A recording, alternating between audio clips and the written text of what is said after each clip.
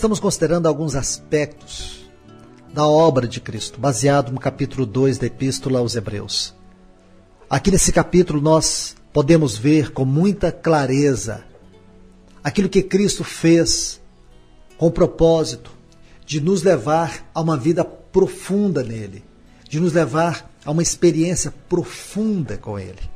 E quando você medita nesses aspectos da obra de Cristo, aqui no capítulo 2 da Epístola aos Hebreus, você vê o quanto a vida cristã é rica. Como não há espaço, não há lugar para a mediocridade. Não tem como você viver a vida cristã no fundamento desses aspectos, ou fundamentada por esses aspectos, por essas verdades. Não tem como você viver uma pobreza espiritual. Não tem como você permitir que Satanás tripudie sobre a sua vida. Meus irmãos, tudo aquilo que Cristo tinha de fazer por nós e nos dar, tudo aquilo que Ele tinha para realizar na nossa vida, para que viéssemos a viver uma vida de vitória nele, Ele fez. Quando você entende isto, você compreende agora a natureza da guerra espiritual. Você compreende como vencer, como viver uma vida de vitória. Então nós já estudamos alguns aspectos. Já vimos sobre a encarnação, vimos também sobre a crucificação. E hoje eu quero falar sobre a ressurreição. Qual o propósito da ressurreição? Você vai ver no capítulo 2 da Epístola aos Hebreus, versículos 11 e 12, que diz assim: Pois tanto o que santifica, como os que são santificados, todos vêm de um só. Por isso é que ele não se envergonha de lhe chamar irmãos, dizendo: A meus irmãos declararei o teu nome, cantar-te-ei louvores no meio da congregação. Ora, nós sabemos que explicitamente não está aqui no capítulo 2 da Epístola aos Hebreus tratando ou falando da ressurreição de Cristo. Mas quando você ler esses textos, quando diz: A meus irmãos declararei o teu nome, cantar-te-ei louvores no meio da congregação, você vê que foi justamente aqui, neste momento da ressurreição, que o Senhor Jesus, Ele chama pela primeira vez os discípulos de seus irmãos. Vamos abrir as nossas Bíblias. Evangelho de João, o capítulo 20 e o versículo 17. Quando Jesus disse para Maria: Não me detenhas, porque ainda não subi para meu Pai, mas vai ter com os meus irmãos. E dize-lhes: Subo para meu Pai e vosso Pai, para meu Deus e vosso Deus. Aqui é necessário que nós vejamos algo maravilhoso. Porque quando o Senhor Jesus, Ele ressuscitou, no poder da sua ressurreição, Ele nos gerou. E nós fomos gerados pelo poder da ressurreição de Cristo. Em 1 Pedro, capítulo 1, versículo 3, diz assim: Bendito Deus e Pai de nosso Senhor Jesus Cristo, que segundo a sua muita misericórdia nos regenerou para uma viva esperança, mediante a ressurreição de Cristo dentre os mortos. Então você pode ver isto. Da ressurreição nós fomos gerados. Nós nos tornamos os seus muitos irmãos, os muitos filhos de Deus. Na sua morte, Cristo nos libertou do poder do pecado, do poder do diabo. Na sua ressurreição, Ele liberou a sua vida para o nosso interior. Ele transmitiu a vida de Deus para dentro de nós, para que pudéssemos nos tornar os muitos filhos de Deus. Isto é maravilhoso. É por isso que Ele nos chama seus muitos irmãos. Esse é um aspecto muito maravilhoso que você vê ali, mesmo de modo implícito, mas está ali. Então você tem que ver. Agora vamos para mais um outro aspecto que nós podemos ver acerca da obra de Cristo no capítulo 2 da Epístola aos Hebreus. É a ascensão do nosso Senhor, a exaltação. A ascensão de Cristo, que se seguiu a sua ressurreição. Esta ascensão, ela foi uma exaltação. Do ponto de vista terreno, foi uma ascensão a partir dos homens. Mas do ponto de vista celestial, foi uma exaltação feita por Deus. E nós podemos ver dois aspectos distintos disso. Primeiro, o que significa a ascensão do Senhor Jesus? Em primeiro lugar, para ter domínio sobre todas as coisas. Depois que o Senhor Jesus Cristo foi coroado de glória e de honra em sua ascensão, Deus lhe deu o domínio sobre todas as coisas. Hebreus 2,7 diz: fizeste-o por um pouco menor que os anjos. De glória e de honra o coroaste e o constituíste sobre as obras das tuas mãos. Amados, Adão perdeu o domínio que Deus lhe dera, lá em Gênesis. Mas quando você considera aqui, você vê que agora ele é o Senhor de todas as coisas. Ele nunca deixou de ser o Senhor de todas as coisas. Ele é o Senhor de todas as coisas. Tudo subsiste nele e por ele. Mas esse é o seu lado divino, mas na sua humanidade o Pai lhe conferiu isto. Porque quando você entende a encarnação, você vai entender esse texto. Não é que ele deixou de ter este domínio, não é que ele perdeu este domínio, não. Ele abriu mão das suas insígnias. Ele sempre foi o Senhor de todas as coisas. Mas por causa daquilo que ele cumpriu e fez na sua humanidade, o Pai o colocou em tal posição. E isso está intimamente ligado a nós. Não era por causa dele, era por causa de nós. É isso que você tem que entender. Esta é a glória desta revelação. E é isso que Deus deseja nos mostrar. Este é o primeiro ponto. Ele sempre teve o domínio sobre tudo e sobre todos. Tudo existe por causa dele. Tudo existe por ele. Ele é sobre tudo, como Deus que ele é, mas na sua humanidade. Ele abriu mão de tudo isto.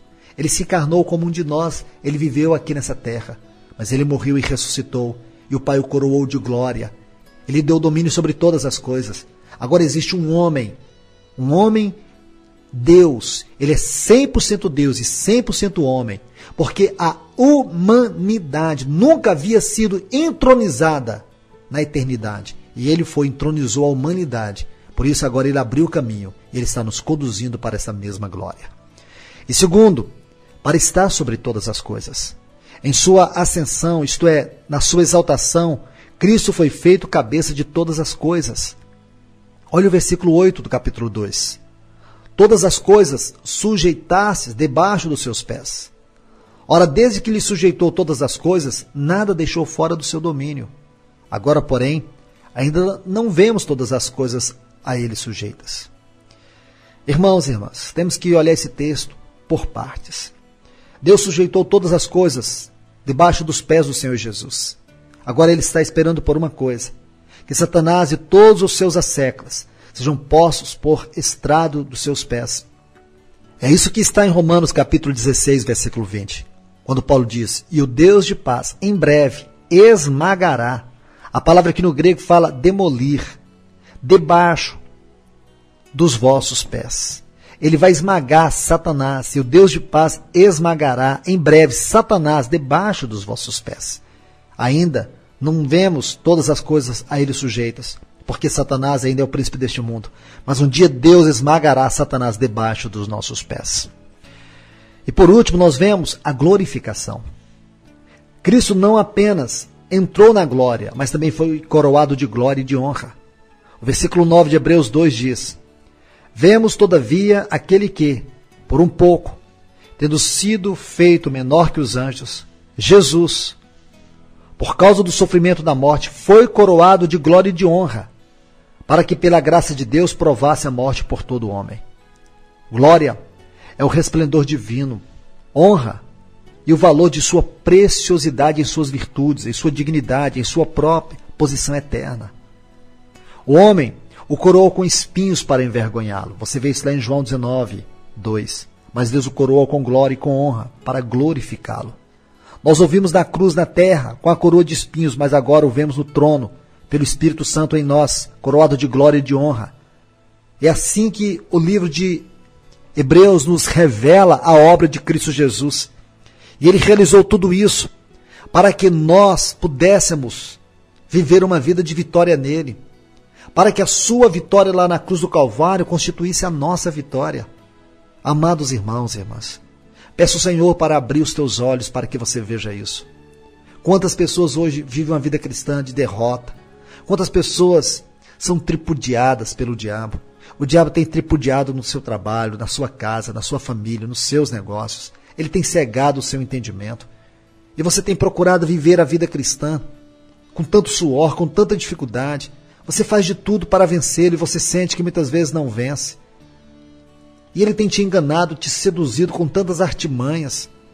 Artimanhas até que são usadas com o propósito de levar você a ter uma falsa sensação de que ele foi derrotado e, na verdade, ele está se escondendo na tua própria ignorância. Amados irmãos e irmãs, nós precisamos viver a palavra de Deus. Precisamos viver essas realidades espirituais. A encarnação, a crucificação, a ressurreição, a ascensão e a glorificação do Senhor Jesus. Tudo isso foi realizado e cumprido ao nosso favor. Deus fez tudo isso por causa de nós. Você tem que entender isso. Você precisa ver isto. Nós necessitamos ver isso. Se nós não vemos isso, vivemos uma vida cristã medíocre e pobre. E não é isso que Deus quer para você. Deus quer para você uma vida rica, uma vida cheia dele, uma vida plena, uma vida onde você possa gozar da plenitude de Cristo, onde você venha desfrutá-lo naquilo que ele é. Amados irmãos e irmãs, que Deus de uma forma poderosa e maravilhosa venha inundar o teu coração, que Deus venha falar a você essas verdades, tocando profundamente dentro de você. Aquilo que Deus cumpriu lá na cruz do Calvário foi uma obra plena, foi uma obra absoluta. Quando ele disse, tudo está consumado, ora, de fato, ele cumpriu todas as exigências de Deus. Ele não ficou devendo nada ao diabo. Agora você é livre, você é dele, você pertence para ele. Ele comprou você, ele não comprou você do diabo. Ele não fez uma transação com o diabo. Nós estávamos debaixo da ira de Deus. Ele nos tirou da ira de Deus, nos colocou debaixo do amor de Deus. Agora precisamos estudar os versículos 1 a 6 de Efésios capítulo 2. Porque aqui nós vamos ver os aspectos subjetivos da nossa salvação. Aqui em Hebreus capítulo 2 nós vimos os aspectos objetivos, os aspectos doutrinários da nossa salvação. Agora aqui, em Efésios capítulo 2, versículos 1 a 6, iremos ver os aspectos subjetivos, aquilo que concerne a nossa experiência cristã. Eu creio que quando você entender isso, você vai ter uma visão tão gloriosa do que é a salvação. Você vai ter uma visão tão clara daquilo que Cristo fez por você, daquilo que Ele é para você. Você vai entender que está assim, nós estamos numa guerra. Você está numa guerra. Satanás tem te atacado. Ele tem feito tantas as coisas perversas e terríveis. Ele tem destruído famílias de irmãos. Ele tem destruído jovens. Quantos jovens, mesmo cristãos, estão sendo destruídos? Quantas pessoas estão enganadas debaixo de uma religião mórbida, fria, uma religião de consumo? Quantas pessoas estão tão motivadas, mas não percebem que a sua motivação não glorifica a Deus? Sua motivação não tem respaldo pela palavra de Deus. Satanás hoje tem fabricado uma religião que se enquadra dentro da nossa perspectiva humana. E nós temos perdido o melhor de Deus. Nós precisamos ser libertos disso. Precisamos ser levados por Deus a viver uma vida profunda nele. E agora nós vamos ver os versículos 1 a 6 de Efésios capítulo 2. Esses textos, eles nos revelam a totalidade da vida cristã. Quando você lê esses textos, você vai ver que de uma forma explícita, algumas declarações profundas com respeito à condição e à situação do cristão, de acordo com a palavra de Deus. E é isso que nós vamos estudar nas próximas palavras. E peço a Deus que Ele venha falar de uma forma profunda, de uma forma poderosa ao teu coração. Que Ele te abençoe nessa tarde, em nome de Jesus.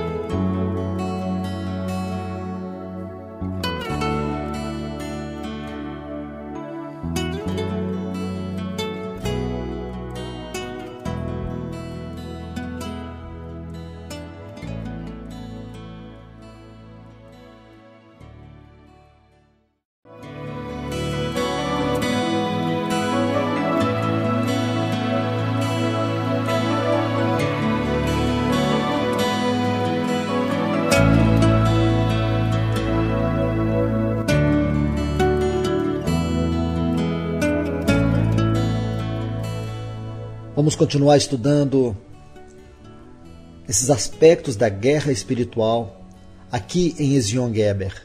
Como já temos visto, quando o povo de Israel passou por esta região, agora pela segunda vez, a primeira vez foram aqueles espias, aqueles 12 espias, lá no capítulo 15 de Números.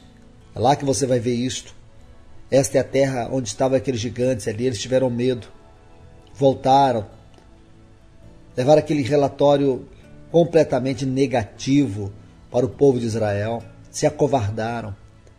E desde aquele momento o Senhor os rejeitou, fez com que a partir dali eles peregrinassem mais 38 anos pelo deserto.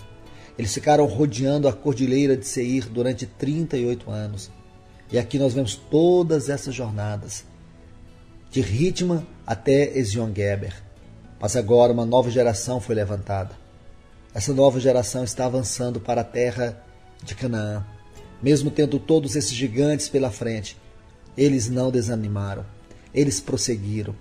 Amados irmãos e irmãs, eu quero lhes dar uma palavra de encorajamento. Avance para a vida de Cristo. Apesar de todas as dificuldades que você tem tido no seu lar, no seu casamento, apesar de todas as lutas que você tem tido em relação ao seu próprio corpo físico, apesar das doenças, apesar das limitações que te cercam, olhe para o alvo, olhe para o prêmio da soberana vocação de Deus que é em Cristo Jesus. Não permita o diabo te minimizar, não permita o diabo te enganar, não deixe ele te seduzir com coisas óbvias, coisas essas que você até mesmo busca. Permita que o Senhor, de uma forma poderosa, leve você a entender o quanto sua vida é dele, o quanto você pertence a ele. Permita que o Senhor trabalhe a vida dele na tua vida, para que você possa verdadeiramente alcançar a plenitude de Cristo Jesus. Então, irmãos e irmãs, agora eles tinham que avançar para a frente, eles tinham que prosseguir, eles não podiam mais olhar para trás, porque agora Canaã estava diante deles e eles tinham que caminhar para ela. Assim é comigo e com você. Nós temos que caminhar olhando para a frente. Nós temos que ter essa certeza dentro de nós, esta convicção do que essa salvação na prática, ela é em nós. Não podemos ter apenas um conhecimento doutrinário dela. Nós temos que viver ela no aspecto prático da nossa vida. Nós temos que viver essa salvação em experiência. Temos aqui diante de nós as expressões que nos revelam o verdadeiro cristianismo, a essência do cristianismo. Ao lermos esses textos, chegamos à totalidade da vida cristã na sua experiência prática. Note as frases que Paulo coloca para nós. Percebam a profundidade delas. Quando ele diz, ele vos deu vida, nos ressuscitou e nos fez assentar. Ele usa os tempos verbais no passado. É algo que se completou uma vez por todas. Este é o mistério e a maravilha mais esplêndida em relação à nossa salvação. É a realidade mais gloriosa que jamais poderemos tocar de nós e por nós mesmos, por ser tão profundas. Mas podemos desfrutá-las em nosso espírito, porque é isto que Deus quer e foi isto que Ele fez. No Evangelho de João, capítulo 1, e o versículo 16, João diz, porque todos nós temos recebido da sua plenitude e graça sobre graça. Nós não temos como dar respostas unicamente fisiológicas ou mesmo anatômicas quanto ao que ocorreu conosco, mas uma coisa sabemos, estávamos mortos e Ele nos deu vida e nos ressuscitou e nos fez assentar nos lugares celestes em Cristo Jesus. Será que isso não impressiona o teu coração? Será que você não fica espantado de saber essas verdades? Aqui nós estamos diante da experiência subjetiva da nossa salvação. E essa experiência não é uma conserva de uma herança meramente religiosa ou a salvaguarda de um passado histórico. Não é isto. É uma realidade viva. Nós estamos enfrentando uma guerra, sim. Somos atacados diariamente. Somos atacados em nossa mente. Somos atacados no nosso corpo. Há temores por dentro, temores por fora. Satanás está ao nosso derredor, fazendo tudo para tentar mudar o curso da nossa peregrinação. E muitas vezes nós estamos tão presos aos ataques do diabo. Muitos livros são escritos para fazer uma larga exposição acerca dos ataques do diabo, mas enfatizam tão pouco aquilo que na prática é a salvação para nós. Nós não podemos ser pobres no conceito e na experiência daquilo que é a salvação. Irmãos e irmãs, isso tem que ser verdade para nós na prática. Isso tem que ser evidência no nosso viver, porque é isso que nos livra de sermos engolfados pelo diabo. Isso que nos livra de sermos seduzidos, enganados pelo diabo.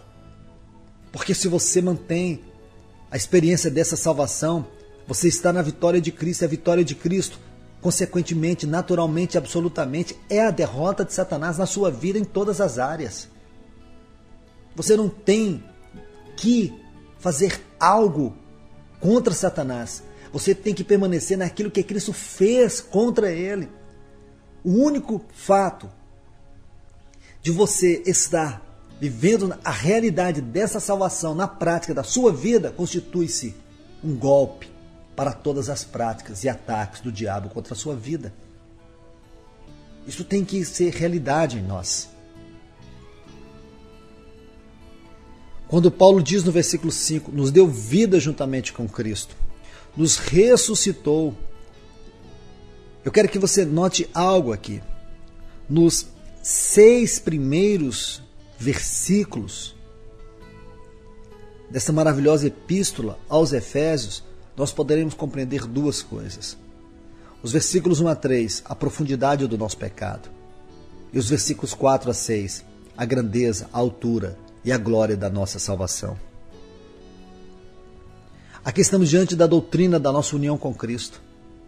Creio firmemente que somente depois de olharmos com os olhos do Novo Testamento para a profundidade do nosso pecado, e ainda depois para a grandeza e a glória da nossa salvação, é que poderemos dar a Deus o devido louvor. Não tem como adorar a Deus unicamente baseado na nossa inspiração. Uma inspiração natural que flui de coisas, que flui de relacionamentos com pessoas, que flui de você ficar olhando a natureza. Se a nossa adoração não procede deste fundamento, ela nunca vai tocar a glória de Deus, ela nunca vai tocar a graça de Deus. Qualquer música que seja cantada, que não tenha este fundamento, o fundamento da glória e da graça de Deus, ela é profana. Por mais que apareça o nome de Jesus, por mais que apareça o nome de Deus ou do Espírito Santo, por mais que seja para ele, se não está nesse fundamento da glória e da graça de Deus, ela não é uma adoração. E nós temos que compreender isto. Então, podemos afirmar que nos tornamos cristãos porque fomos unidos a Cristo em sua ressurreição. Participar desta ressurreição significa que o mesmo poder que Deus exerceu para ressuscitar o Senhor Jesus foi derramado em nós. Se Ele nos ressuscitou é porque estávamos mortos. Isso significa que em sua vida nós morremos para o pecado. Lá em Romanos capítulo 6, versículo 5 diz: fomos unidos a Ele na semelhança da sua morte. O versículo 4 do capítulo 6 diz que fomos sepultados com Ele na morte pelo batismo. Irmãos, irmãs, como foi que morremos para o pecado? Creio que a resposta para essa pergunta se encontra nesse capítulo que eu acabei de citar, o capítulo 6 de Romanos. Porque esse capítulo trata da doutrina da nossa união com Cristo. Essa doutrina é a mais gloriosa em aspecto da verdade e da experiência cristã. Uma das mais profundas e revigorantes. Penso que não há nada em toda a esfera das doutrinas que, se apropriadamente for captado por nós, compreendido no nosso espírito, possa nos dar maior segurança, maior fortalecimento e maior esperança do que essa doutrina da nossa união com Cristo. O versículo 4, Paulo vai dizer assim: fomos, pois, sepultados com Ele na morte pelo batismo. Eu faço veemência em citar isso mais uma vez. Aí ele diz: para que, como Cristo foi ressuscitado dentre os mortos pela glória do Pai, assim também andemos nós em novidade de vida. Ora, o que é o batismo aqui? O batismo é um atestado, é um selo de um fato consumado. Quando Paulo usa o termo batismo, ele está focando a nossa união com Cristo. O sentido aqui salienta que estamos em Cristo, em sua morte, em sua vida, em tudo quanto é dele. O batismo em nós é uma proclamação de que não mais pertencemos a esse mundo e que estamos unidos a Cristo Jesus em sua morte e ressurreição. E o que significa o nosso sepultamento com o Senhor Jesus? Significa que a pessoa está realmente morta. Tudo aquilo que fazia parte da sua velha vida foi sepultado. Você não traz isso para a vida cristã. Por mais que Satanás queira ressuscitar isto, você não pode dar crédito, você não pode permitir. Sabe por quê? Porque diante de Deus essas coisas foram jogadas no mar do esquecimento. Você não tem o direito de crer naquilo que o diabo quer que você creia. Você não tem direito de aceitar aquilo que o diabo quer que você aceite. Você tem sim que aceitar aquilo que a palavra de Deus diz. E a palavra de Deus diz que você já foi sepultado com o Senhor Jesus. Você já morreu com o Senhor Jesus. Irmãos e irmãs, eu quero que você entenda algo aqui. O sepultamento é uma proclamação pública de que todo o poder que há na lei, este poder da lei que nos condenava, agora não nos condena mais. O sepultamento é uma proclamação de que a relação com esta vida velha e com este mundo terminou. A vida que estava debaixo da lei, dentro da esfera do poder do pecado, terminou, teve o seu fim. Olhe, primeiro, Cristo não pode ser mantido sob o poder e o domínio do pecado e da morte. Ele não pode ser mantido lá. Por quê? Porque a morte é um poder tremendo. É a manifestação suprema do poder do pecado. Em Romanos capítulo 5, versículo 21, Paulo diz que o pecado reinou pela morte. Então veja, a morte é um poder tremendo e impressionante. É um poder que agarra e retém o homem. O homem, diante do poder do pecado e da morte, não é nada. Tudo aquilo que o pecado toca, a morte retém.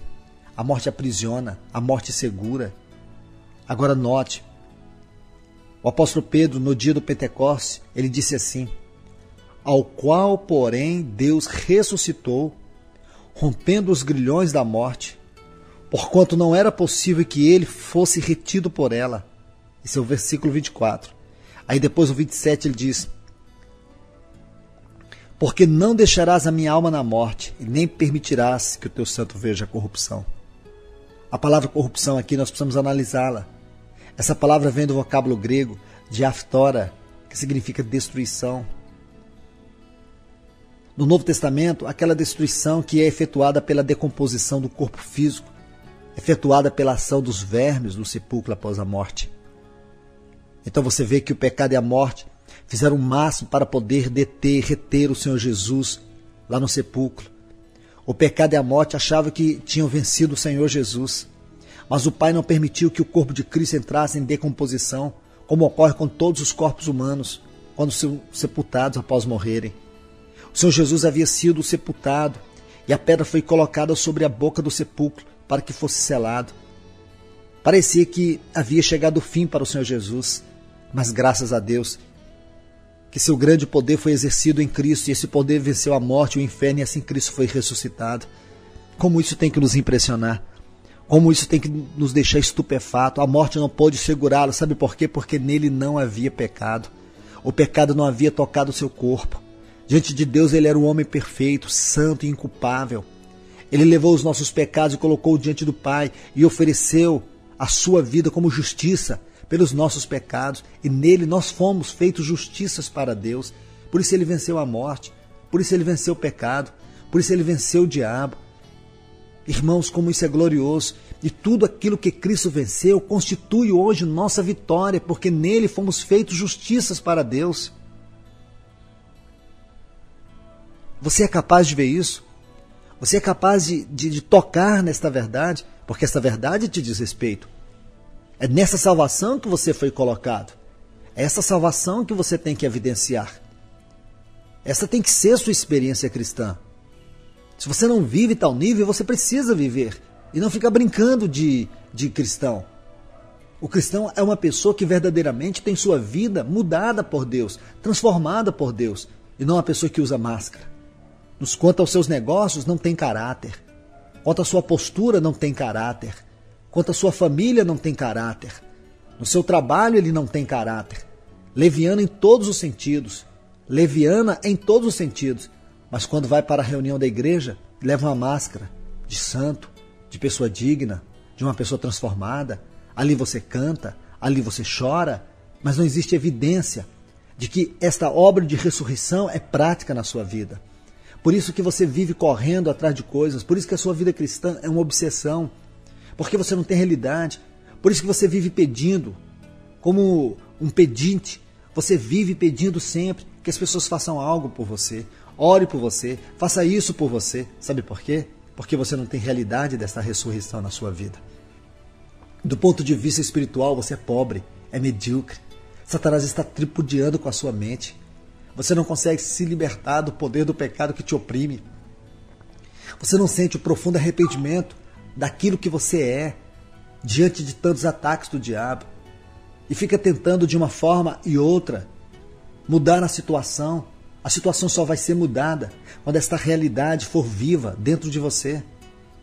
Porque a vida cristã não se dissimula. Você acha que pode dissimular, mas não dissimula, porque Satanás conhece as suas motivações e Deus também conhece. É aqui que as brechas se formam no nosso caráter. É aqui que as brechas se formam na nossa vida. É aqui que acontece a nossa falência espiritual, nossa falência moral, nosso descrédito, a nossa vergonha, o nosso opróbrio. Como nós precisamos de Deus. Como nós precisamos que o Espírito Santo pegue essas palavras e coloque profundamente no nosso ser e nos faça render aos pés do Senhor, arrependidos daquilo que somos, por sermos tão negligentes quanto à nossa fé, quanto à nossa vida cristã. Irmãos e irmãs, precisamos da ajuda do Senhor. Precisamos que Ele nos ajude. Precisamos que a sua palavra nos toque profundamente. Não podemos viver uma vida cristã na superficialidade. Não tem como, porque Satanás não brinca. Ele não brinca. Satanás está levando a sério o seu propósito. Ele é persistente, ele é perseverante. A todo tempo, ele está procurando nos tragar. E você vai brincar com ele? Você vai brincar com a sua fé? Você vai brincar com essas verdades tão profundas? Um dia Deus vai pedir conta na nossa própria vida, no nosso próprio corpo, as realidades dessa salvação que Ele investiu na nossa vida. Por isso, quando Paulo escreve para Timóteo, ele diz: guarda o bom depósito. Deus fez um grande depósito na nossa vida. Nós não podemos ser negligentes com essa visão espiritual, com esse depósito espiritual. Com a vida cristã você não brinca. Você não pode ser leviano, você não pode ser leviana com a vida cristã. Existe algo de Deus aqui que Ele quer te mostrar, que Ele quer revelar a você. Existe algo de Deus que Ele quer levar para dentro da tua vida. Existe algo de Deus que Ele deseja que você veja, que você sinta, que você toque, que você experimente. E é isso que você tem que entender. A questão da ressurreição, ou de ser unido a Cristo na sua ressurreição, na sua morte, no seu sepultamento, é algo muito sério. Porque estes fatos Deus considera. Deus considera. Ele considera isto, que você, há 2000 anos atrás, mesmo não tendo sido nascido, mas Ele te colocou em Cristo Jesus, na crucificação, no sepultamento e na ressurreição. O que significa é que todas as experiências que Cristo passou, hoje elas são nossas. Deus atribui isso a nós hoje. Quando você crê no Senhor e o recebe como seu Salvador, Ele inclui você em Cristo. Ele coloca você em Cristo. E você tem que ver isto. Essa é a sua experiência. Aqui está o fundamento de uma vida vitoriosa, uma vida que vence, e não de uma vida de derrota. Como os cristãos hoje têm vivido uma vida cristã passiva. Você não foi chamado por Deus para viver uma vida cristã passiva. Você foi chamado por Deus nessa salvação para viver uma vida cristã ativa, uma vida vitoriosa. Que Deus, de uma forma poderosa, prossiga falando ao teu coração.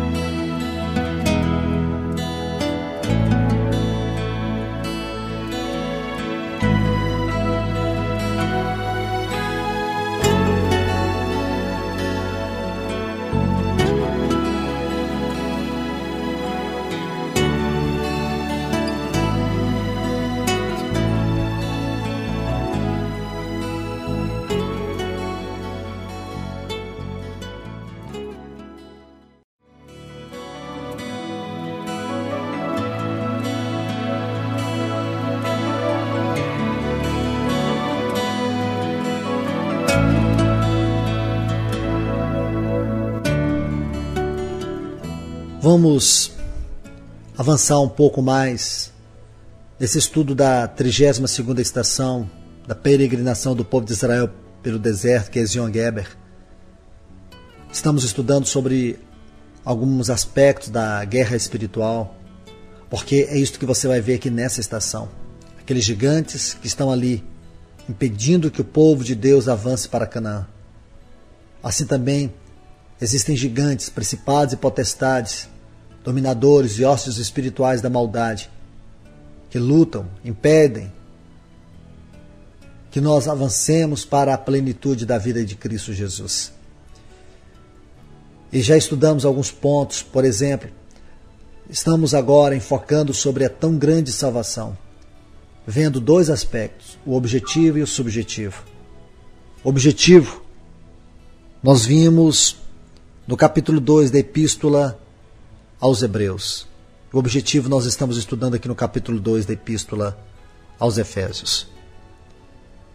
E aqui nessa epístola nós vemos nos 6 primeiros versículos a totalidade daquilo que na prática é a vida cristã. A essência do verdadeiro cristianismo. Eu gostaria de ler esses textos com vocês. Efésios, capítulo 2, versículos 1 a 6 diz: Ele vos deu vida, estando vós mortos nos vossos delitos e pecados, nos quais andastes outrora segundo o curso deste mundo, segundo o príncipe da potestade do ar, do espírito que agora atua nos filhos da desobediência, entre os quais também todos nós andamos outrora, segundo as inclinações da nossa carne, fazendo a vontade da carne e dos pensamentos, e éramos por natureza filhos da ira, como também os demais.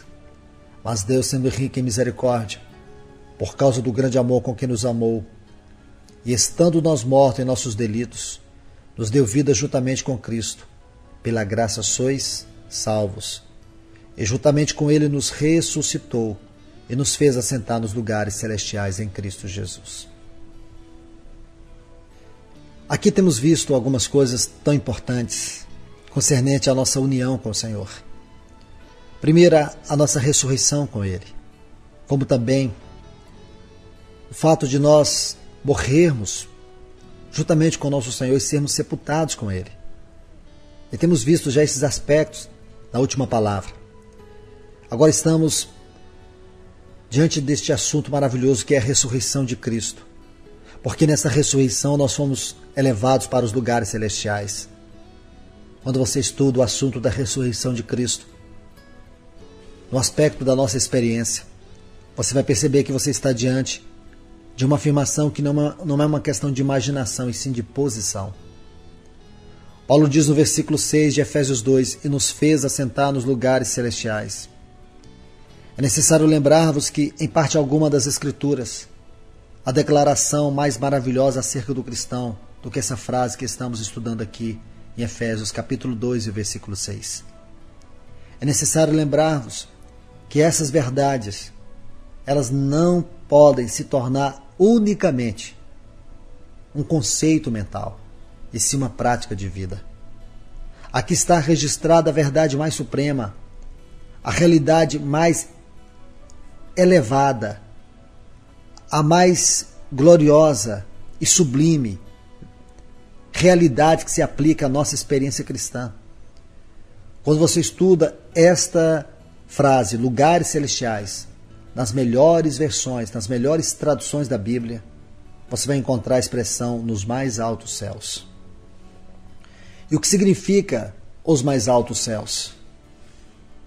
Quando o apóstolo Paulo escreve aos irmãos em Coríntios, na sua segunda epístola, ali é um trecho autobiográfico, ele diz assim: conheço um homem Cristo, é o capítulo 12, que há 14 anos foi arrebatado até o terceiro céu.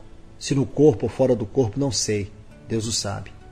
Essa expressão terceiro céu tem uma conotação muito clara aqui na Bíblia, especialmente nos tempos de Paulo, porque segundo os grandes eruditos, os estudiosos no passado definiam o céu em 3 partes. O primeiro céu era o céu atmosférico, as nuvens.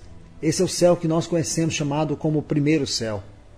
O segundo céu era o domínio das estrelas, da lua, do sol, o céu astronômico. E o terceiro céu é o lugar onde Deus manifesta a sua presença e a sua glória. O primeiro céu eles chamavam no grego de Eurânio, o segundo céu de Mesorânio e o terceiro céu de Epurânio. Amados irmãos e irmãs, quero me deter um pouco mais aqui a fim de esclarecer mais, e para isto desejo fazer algumas proposições sobre este assunto. A primeira proposição é que a característica dos mais altos céus é que este constitui a esfera na qual Deus, de maneira peculiar e especial, se manifesta a sua presença e a sua glória. A segunda proposição que quero fazer acerca dos mais altos céus é que esses céus revelam-nos a realidade da nossa vida cristã.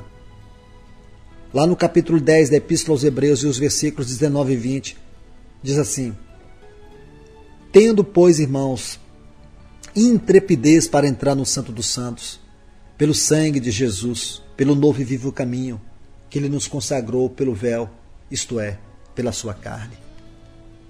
Vejamos a riqueza de algumas frases nesse versículo. Primeiro, o escritor dessa epístola diz tendo. Essa palavra vem de um vocábulo grego que significa possuir. Então nós possuímos, é algo que pertence a nós, é algo que nós temos, é algo que nos diz respeito. Aí depois ele diz intrepidez. No grego esta palavra é parresia, e essa palavra ocorre mais 3 vezes aqui na Epístola aos Hebreus.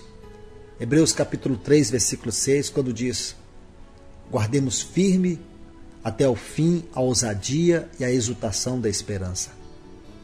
Aqui você vai encontrar a palavra intrepidez nesse texto, que é ousadia.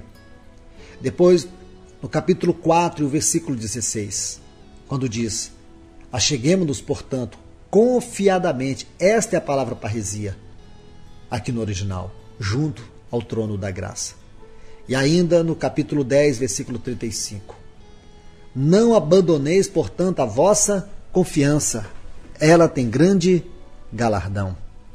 Aqui a palavra parresia, ou intrepidez, que é a mesma palavra, é confiança. Então, amados irmãos, nós temos intrepidez, nós temos ousadia, nós podemos confiadamente entrar junto ao trono da graça, nós temos confiança concernente ao nosso galardão. A vida cristã é uma vida de certeza, é uma vida de segurança, não é uma vida de insegurança, não é uma vida de ansiedade. Por que as pessoas são tomadas hoje pela ansiedade? Por que Satanás tem usado a ansiedade para inquietar as pessoas, para levá-las ao desespero? Porque as pessoas não sabem o que é a vida cristã. Elas não têm vivido a experiência prática daquilo que é a vida cristã. Elas acham que vida cristã é ter um cartãozinho de membro, ficar indo a reuniões, ficar praticando muitas coisas, tantas coisas, fazendo tantas coisas, para tentar ganhar, para tentar ser, para tentar obter. Irmãos e irmãs, sabe o que é isto? Obsessão religiosa. Vida cristã é uma realidade íntima de uma comunhão com Deus. Isto é prática. E esta prática é todos os dias. Esta prática não depende de algo exterior, de algo que te aconteça, para que você seja ligado a esta vida cristã. Esta vida cristã é Cristo na plenitude do seu Espírito vivendo dentro de você. O Espírito Santo está mesclado ao nosso espírito. Esta é uma das verdades espantosas que nós precisamos conhecer. E aqui esse escritor diz que nós temos que ter ousadia, confiança, entrar confiadamente, ter intrepidez. A vida cristã, ela não é uma vida caracterizada pela timidez, pela covardia, mas é uma vida de gozo, de alegria, é uma vida de prazer. Como que dizemos para as pessoas que somos cristãos e somos tão deprimidos, somos tão oprimidos? Como falamos para as pessoas que temos Cristo no nosso coração, mas não temos luz, não temos sal, nossa vida é insossa, a nossa vida não tem graça, nossa vida não tem expressão. Que tipo de evangelho é este que você creu? Que tipo de vida é esta que você vive? Esta vida é vivida num plano mais alto, nos mais altos céus. Como nós olhamos para uma verdade tão estupenda como esta, enquanto que na prática nós somos tão frios, há uma letargia que nos consome. Somos tão alegres quando diz respeito ao nosso time de futebol, quando estamos diante de um jogo, diante de uma corrida, seja lá o que for, qualquer entretenimento deste mundo, como nosso comportamento muda, como nós somos tomados de alegria, como somos ousados, como somos vibrantes, mas como nós somos frios, como somos indiferentes à palavra de Deus. Sabe o que é isto? É que você não vive uma vida que caracteriza os mais altos céus. Porque, irmãos, entenda de uma vez por todas, a eternidade já começou dentro de nós. E esse texto nos leva até ela, esse texto nos faz ver que nós estamos vivendo essa experiência de eternidade. Nós estamos nos mais altos céus em Cristo Jesus. Nós não vivemos uma vida diferente, não podemos viver uma vida diferente daquilo que a palavra de Deus exige de nós. A nossa vida cristã não pode ser diferente a esta realidade. Porque se vivemos uma vida que contrapõe esta realidade, esta vida não pode ser chamada de vida cristã. Você entende isto? Então, desde que estamos nos mais altos céus, já desfrutamos e conhecemos algo da vida celestial, mesmo vivendo ainda neste mundo. Isso indica que desde que estamos em Cristo, já desfrutamos da vida celeste em nós. Esta expressão aqui de Paulo fala de um antegozo, daquilo que um dia desfrutaremos em plenitude na eternidade. Essa frase no grego, dos mais altos céus, em sua tradução clara, significa os lugares onde os privilégios do reino já estão sendo desfrutados por aqueles que estão em Cristo Jesus. Isso indica que a eternidade já começou aqui dentro de nós. Quando você compreende a riqueza dessa graça, você enxerga o começo da glória a partir deste mundo. Irmãos e irmãs, essa é uma verdade esplêndida. Essa é uma verdade que nos impressiona. Essa é uma verdade que nos toca profundamente. Note bem, se essas verdades não se aplicam a nós aqui, então tudo é vão. Estamos sendo enganados. Estamos diante de um delírio de Paulo quando escreveu essas palavras.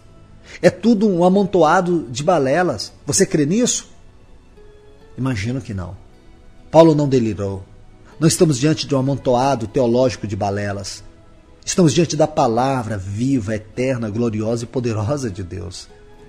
E esta palavra diz que nessa salvação, onde Deus te deu vida e te ressuscitou juntamente com Cristo, Ele te colocou nos mais altos céus, para você viver uma vida de ousadia, para você viver uma vida de confiança, para você viver uma vida segura, para você ter intrepidez.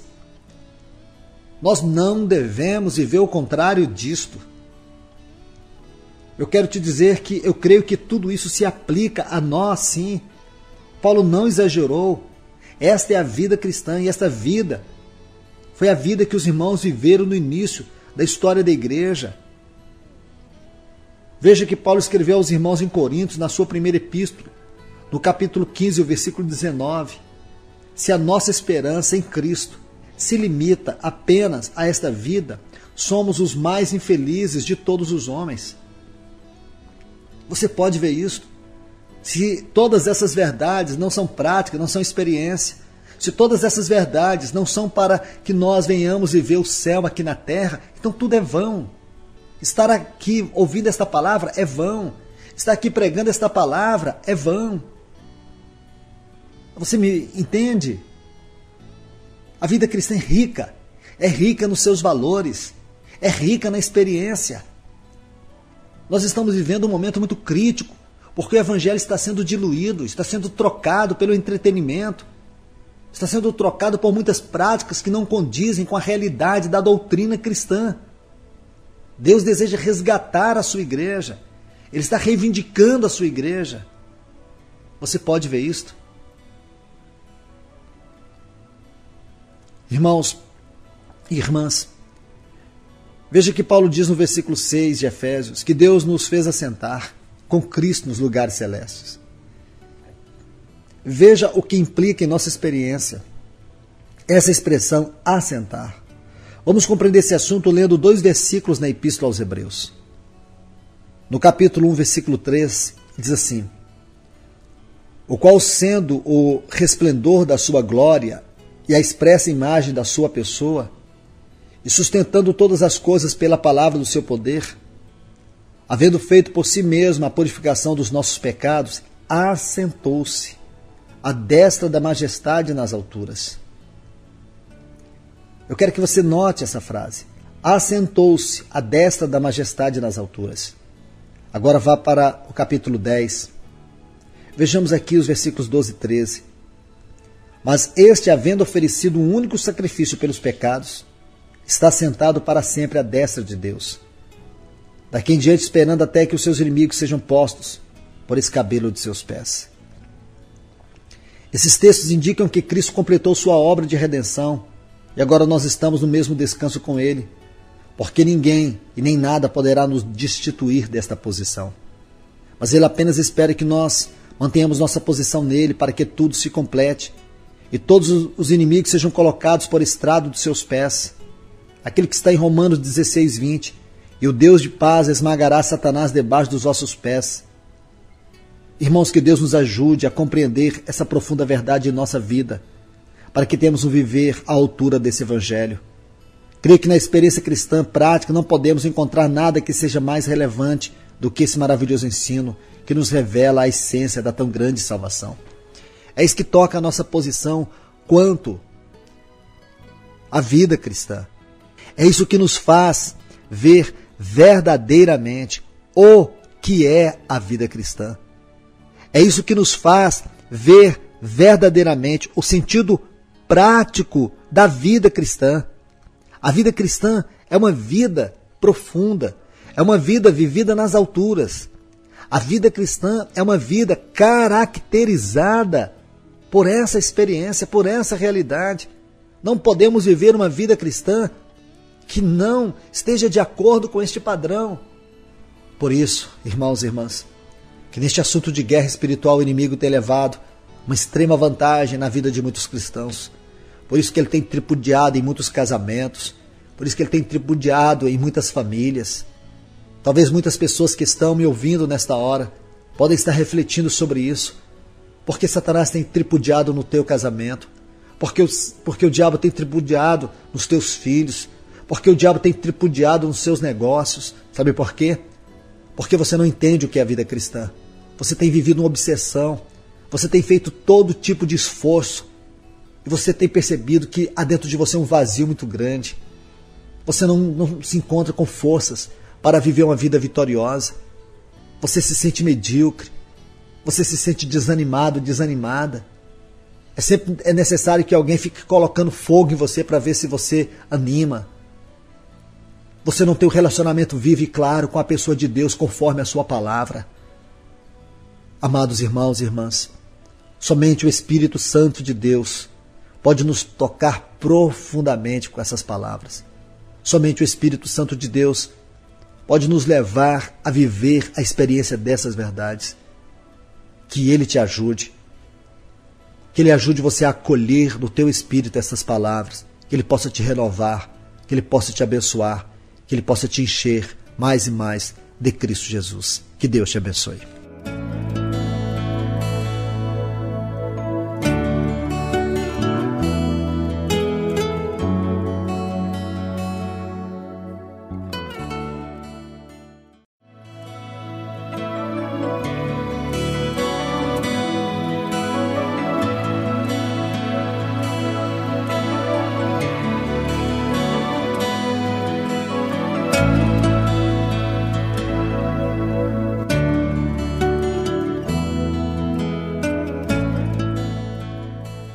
Vamos continuar estudando Ezion Geber, a 32ª estação da peregrinação do povo de Israel pelo deserto. Eu quero ler 2 Coríntios capítulo 10 e os versículos 3 a 5. Esses textos dizem assim: porque embora andando na carne, não militamos. Olha essa palavra, militamos aqui no grego. Este termo é strateomai, está em serviço ativo, ser um soldado. Não militamos segundo, o termo segundo aqui é kata, de acordo com a carne. Então, ele diz, porque, embora andando na carne, não estamos em serviço ativo, como um soldado, de acordo com a carne.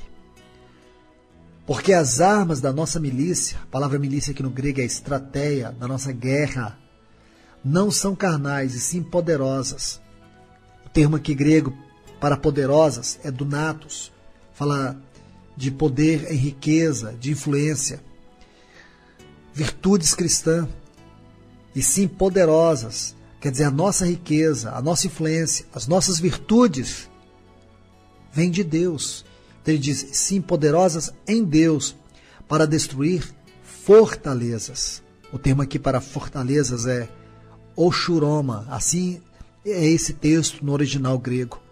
Fala de qualquer coisa em que alguém confia, fala de argumentos, raciocínios, opiniões, anulando, para destruir fortalezas, anulando, o termo anulando aqui no grego é katairel, tornar sem efeito. Então, anulando em nós sofismas. Sofismas aqui é logismos, pensamento, razão, raciocínio vicioso, algo aparentemente correto e concebido com a intenção de induzir ao erro. Aí no versículo 5 ele diz, e toda altivez, o termo aqui significa orgulho, arrogância, altivez que se levanta contra o conhecimento de Deus e levando cativo todo pensamento à obediência de Cristo. Veja como fica a tradução correta desses textos conforme o original. Está assim, porque embora andando na carne, como soldados, nosso serviço ativo não é de acordo com a carne, porque as armas da nossa guerra não são carnais, sim poderosas em riqueza, influência e virtudes em Deus, para destruir qualquer coisa que alguém confia, seja argumentos, raciocínios e opiniões, tornando sem efeito em nós pensamentos ou qualquer raciocínio vicioso, aparentemente correto e concebido com a intenção de induzir ao erro, e todo orgulho e arrogância que se levanta contra o conhecimento de Deus, e levando cativo todo pensamento à obediência de Cristo. Amados irmãos e irmãs, esses textos são muito importantes. Por isso fiz questão de analisar algumas palavras aqui conforme o original e fazer esta tradução desses textos de acordo com o original, para que nós possamos entendê-los. Porque se o inimigo conquista a mente de uma pessoa, ele conquista suas emoções, seus desejos e afetos. E esses textos estão intimamente ligados a essa verdade. Quando você fala de mente, você precisa entender que os incrédulos definem mente como sendo o cérebro ou a psique. O termo cérebro é para designar o órgão físico, a psique é para designar a parte psicológica. Nós sabemos que na queda do homem, lá em Gênesis capítulo 3, a nossa mente passou por um processo de profunda mudança. Houve um profundo transtorno na nossa mente. No princípio da criação do homem, Deus criou o Espírito no homem para que através do Espírito o homem e Deus pudessem viver uma vida de comunhão. Na queda houve uma mudança na vida interior do homem, porque agora é a mente que está no controle.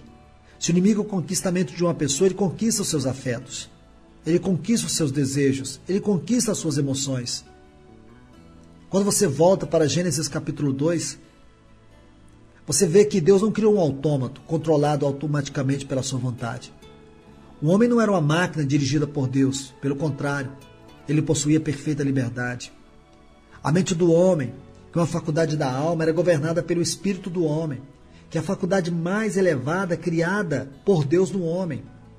Isto é, o espírito do homem, em comunhão com Deus, trazer direção para a mente, para a vontade, para as emoções. Quando a alma do homem escolheu a árvore do conhecimento do bem e do mal, ao invés da árvore da vida, ela perdeu o governo do espírito. E assim, o ego, que é o núcleo da personalidade do homem, que exerce o controle sobre o seu comportamento, passou a governá-lo. E agora nós vemos, amados irmãos, que o real problema da humanidade, desde a queda, é a ignorância. Após a queda, vemos que o homem se tornou totalmente ignorante com relação à vida de Deus.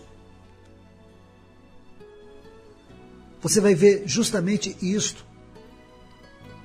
Em nossos dias, vemos que os homens muitas vezes se gabam do seu conhecimento. Mas o real problema da humanidade é a ignorância. Como saber tem se multiplicado?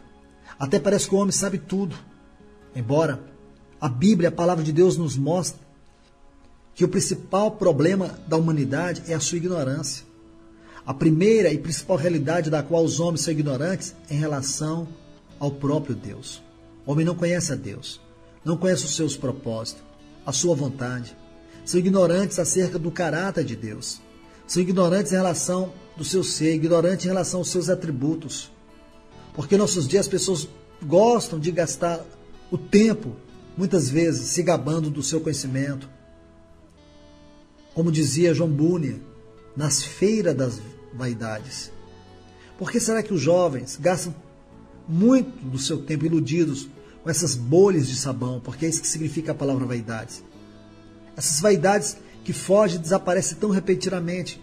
Imagine como as pessoas estão presas a esse tipo de comportamento, sentimento, como as pessoas têm gastado suas emoções com essas coisas vazias deste mundo.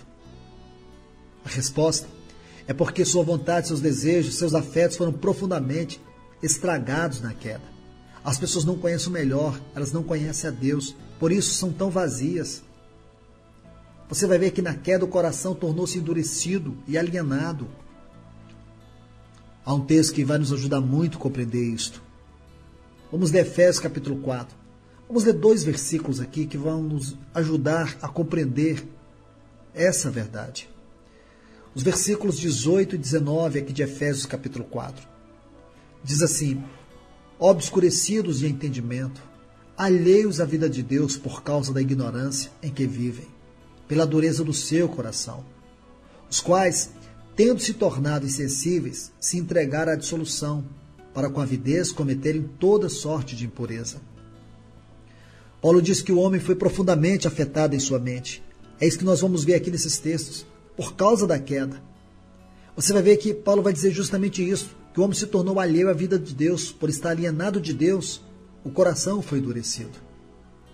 Tudo que lemos nesses versículos 18 e 19 de Efésios capítulo 4 são características de um coração caído. O coração é considerado como centro e a sede dos afetos e das emoções. Nas Escrituras é geralmente entendido como centro da personalidade.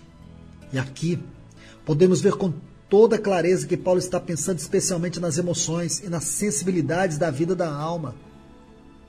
Quando Paulo fala no versículo 17 acerca da vaidade dos seus próprios pensamentos e obscurecidos de entendimento, Paulo está falando do intelecto. Aqui nesses 2 versículos, vemos uma série de frases devastadoras que descrevem a natureza caída e o viver de uma vida caracterizada pela vaidade, pelo engano do pecado, por um coração endurecido e alienado de Deus. Gostaria de analisar algumas dessas palavras. Quando ele diz obscurecidos de entendimento, tome a palavra obscurecidos. No grego, essa palavra significa ser coberto com trevas. É um termo que no Novo Testamento ocorre 8 vezes, é escotizo. Depois, Paulo diz alheios à vida de Deus. Toma esta palavra alheios. Ela significa distanciar-se, excluído, uma pessoa estranha. Depois, ignorância em que vivem. O termo ignorância no grego é agnoia, significa falta de conhecimento, cegueira moral. Ocorre 4 vezes em todo o Novo Testamento esse termo. Dureza do seu coração. Aqui o termo é poroses, que significa o que se cobre com calo, bloqueio na capacidade de discernimento mental, percepção obstruída, um estado de mente insensível, obstinação. A ideia que se tem dessa palavra é petrificar, criar calo. Isto é, quando se forma uma espécie de calosidade, quando a pele fica grossa. Isso ocorre quando uma cobertura ou revestimento tornou-se espessa e dura, enrijecida e fibrosa.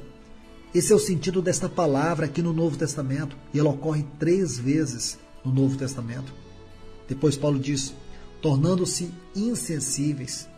Aqui insensíveis no grego é apaugeu, que significa indiferença à dor dos outros, uma pessoa sem compaixão. Esse termo ele é único no Novo Testamento, só ocorre aqui. Depois Paulo diz, entregaram a dissolução. No grego essa palavra é alcegeia, que significa luxúria desenfreada, licenciosidade, lascívia, libertinagem, caráter ultrajante.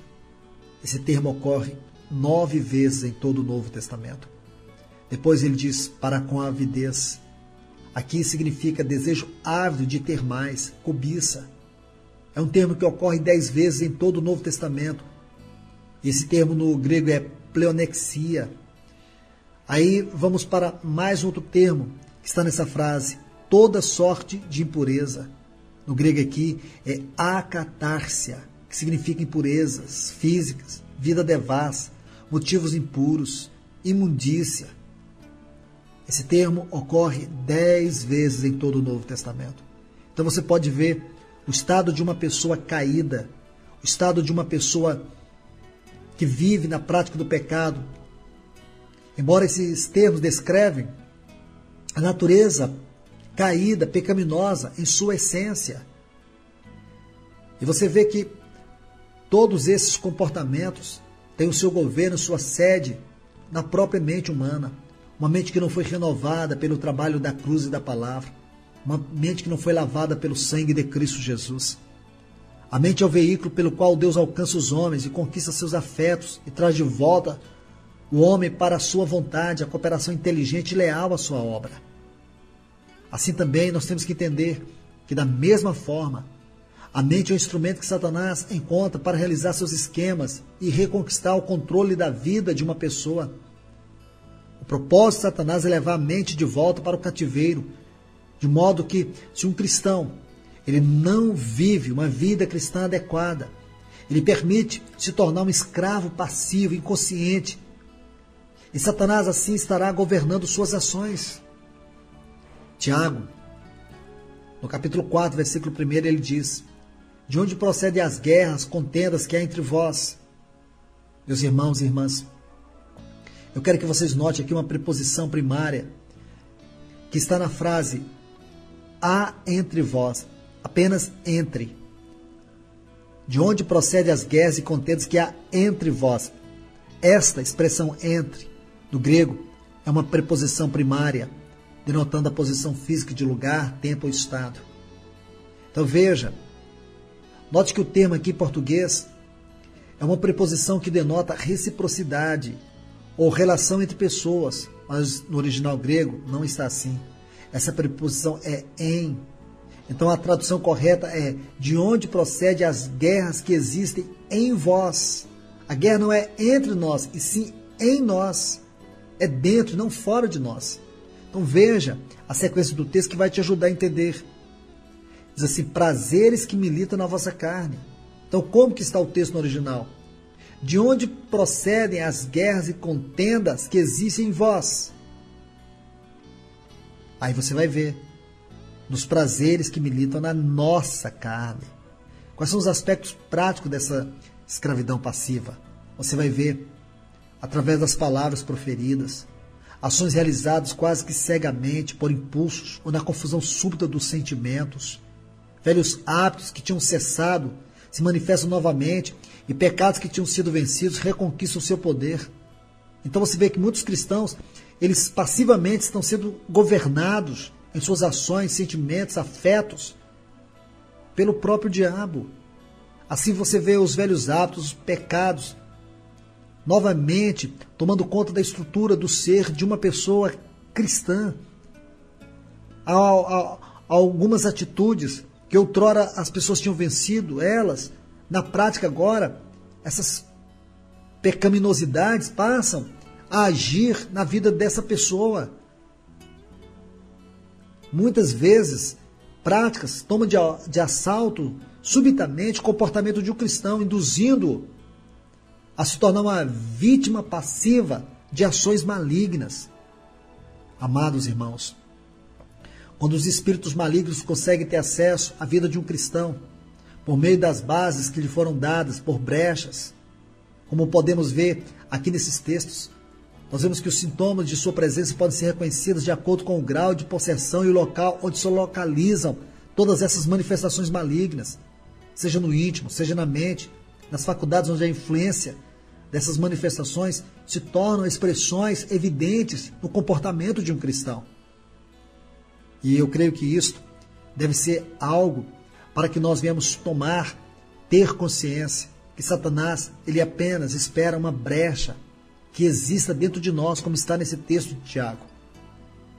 Ele apenas espera que nós venhamos dar a mínima brecha para ele entrar e causar toda a tragédia, todo o desastre no nosso comportamento, na nossa fé, na nossa vida cristã.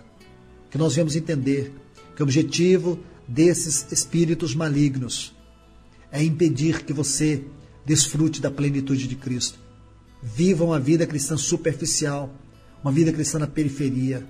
Agora saiba, Deus tem provido para nós armas suficientes para que nós venhamos viver uma vida cristã vitoriosa. Que você possa entender isto, que você possa estar certo disso.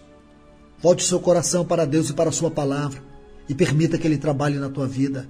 Permita que Ele te ajude. Permita que o Espírito Santo ajude você através da palavra, através do Evangelho, através da oração, a ter uma vida que corresponda, uma vida que esteja à altura da mensagem cristã. E assim você estará fortalecido para vencer a Satanás em todas as circunstâncias. Que Deus te abençoe.